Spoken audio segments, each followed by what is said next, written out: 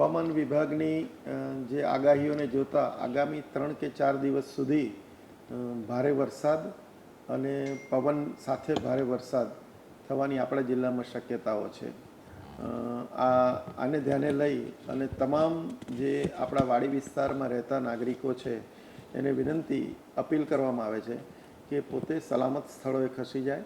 વાડી વિસ્તારમાં અચાનક વરસાદ આવે અને ચારે બાજુથી પાણી ભરાય તો એ પરિસ્થિતિમાં બચાવ અને રાહતની કરવાની કામગીરીમાં પણ આપણે તકલીફ પડીએ। તંત્ર બચાવ અને રાહતની કામગીરી માટે સજ્જ છે, પણ આપણે સાવચેતીપૂર્વક સલામત સ્થળોએ પહેલાં જ ખસી જઈએ તો પછી બીજા કોઈ પ્રશ્નો આપણે ઊભા ન થાય।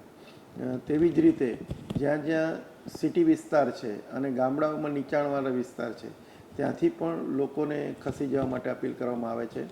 અમારું મામલતદારનું તંત્ર, રેવન્યુનું અને પંચાયતનું તંત્ર તથા જિલ્લાની તમામ વિભાગોના અધિકારીઓ, સ્ટાફની ટીમ આ કામગીરીમાં અત્યારે જોડાયેલી છે। Control room round the clock તાલુકાના અને જિલ્લાના ચાલુ છે। વરસાદ જ્યારે શરૂ થાય અને કોઈને પણ કંઈ તકલીફ, મદદની જરૂર હોય તો આપણા ટ્વિટરના અને જુદા જુદા માધ્યમોથી આપણે કંટ્રોલ રૂમના અને મામલતદાર કચેરીના નંબરો જાહેર કરેલા છે, એનો તુરંત સંપર્ક કરે।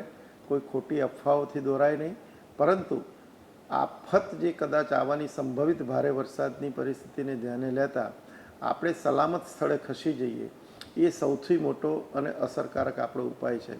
આપણે સાથે જે પશુધન છે એને પણ બાંધી ન મૂકતા આ હાલના સંજોગોમાં પશુધનને પણ છૂટું મૂકી દઈએ કે જેથી ભારે વરસાદ કે પાણી ભરાવાની સમસ્યા થાય તો તેમના જીવ પણ જોખમમાં ન આવે।